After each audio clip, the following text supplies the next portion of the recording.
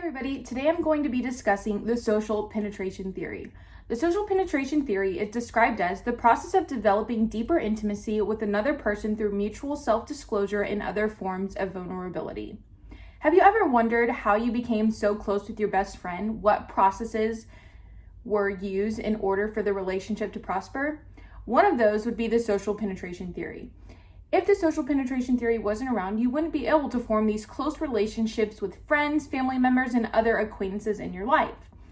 So, for this, I'm going to be discussing the social penetration theory and how I applied it to a real-life relationship. The relationship I'm going to be using today is me and my best friends. When we first met, we were both in middle school, and we weren't friends at the time, but we knew who each other were and had few conversations through gym class and other classes that we were in together. In about 7th grade, she moved to a different school, and in 8th grade, I moved to a different school. At the time, we didn't know it, but we actually ended up at the same high school, and we were both new. We had no idea who anybody else was.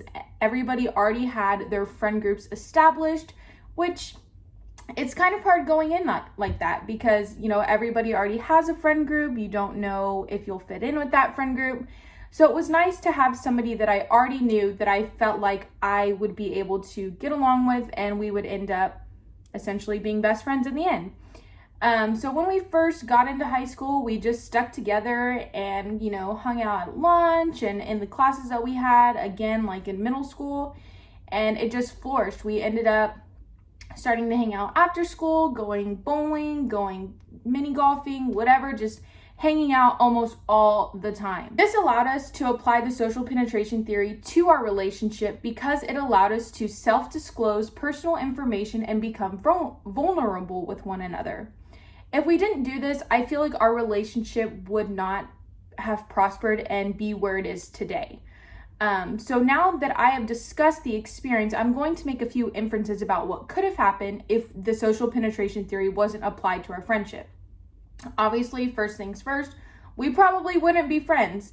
If we hadn't stuck together in high school and started hanging out and self-disclosing personal information and all that kind of things that you want to share with your best friend, we more than likely wouldn't be friends. We can also infer that by not having the social penetration theory, it would probably be harder for us to form relationships.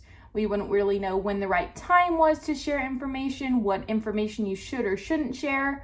So the social penetration theory is really important to all relationships that we have. From this experience, I learned how important it is to make sure that you have the right friends.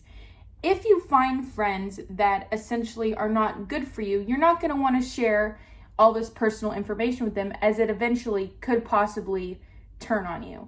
So that's why it's important to always make sure that you're being cautious of who you're sharing your information with and making sure that you just don't jump on the gun and share information with just anybody and everybody.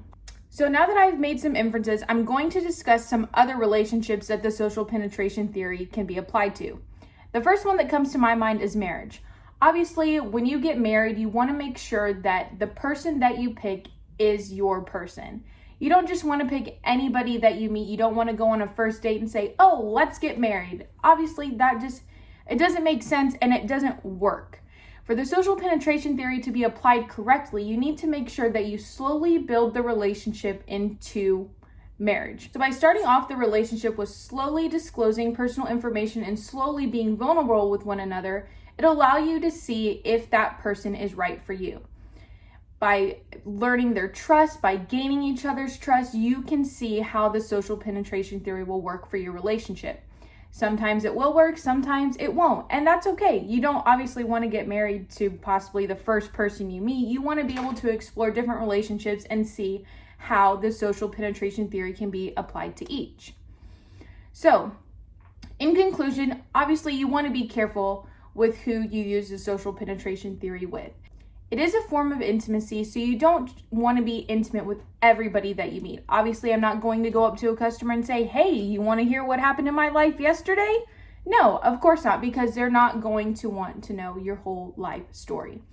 That is why you need to be cautious with who you decide to use this information with. The social penetration theory is important for close, deep relationships, such as best friends, close friendships, close acquaintances, as well as your significant other. So, with that being said, be careful who you share your information with, be careful who you want to self-disclose with, and make sure that you're always making the right decisions when it comes to the social penetration theory.